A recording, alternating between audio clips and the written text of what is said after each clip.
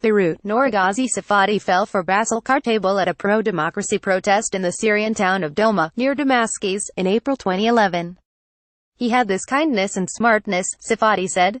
I felt like my heart started beating so strong. 3 months later, in July, they got engaged. It was in the middle of the Arab Spring, and thousands of Syrians had taken to the streets demanding democratic reforms.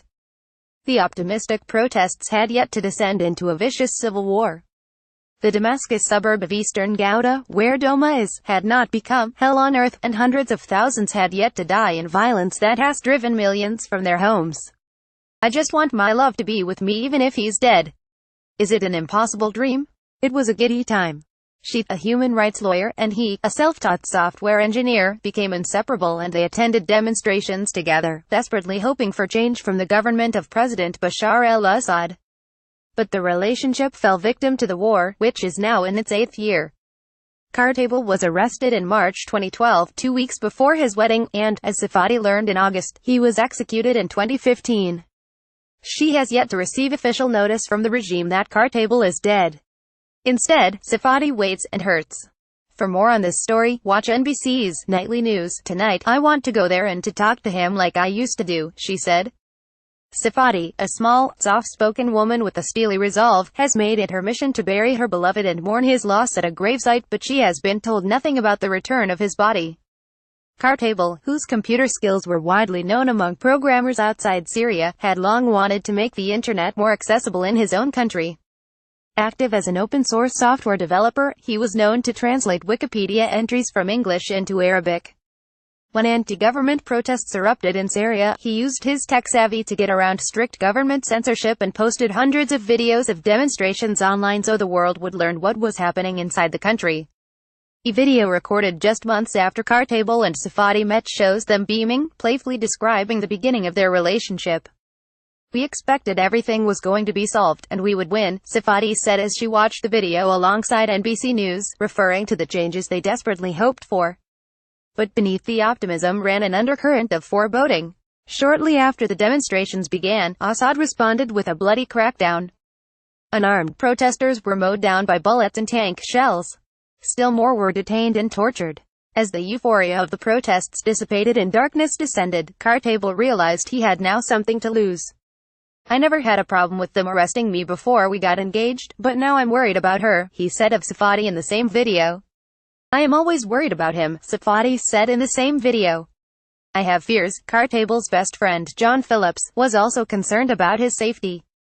A decade earlier, while still a graduate student at the University of California, San Diego, Phillips had met Kartable online. The pair bonded over a mutual love of computers, collaborating on projects and meeting regularly at conferences around the world. Phillips remembered their last meeting at a conference in Poland in early 2012, where he implored Kartable not to return to Syria. His response was, it's okay, Phillips recalled. On March 12, 2012, Kartable disappeared. Safadi embarked on a desperate search for him. Nearly 10 months later, she found him in an overcrowded prison in a Damascus suburb. Kartable told Safadi that he had been kept in solitary confinement in a military prison for nearly 9 months and been tortured daily and starved. A military prosecutor charged him with spying for an enemy state. There was no trial. He was later transferred to civilian detention where he met a journalist, while Saad al-Din. The two talked every day, kept each other going with discussions of love, poetry and their revolution.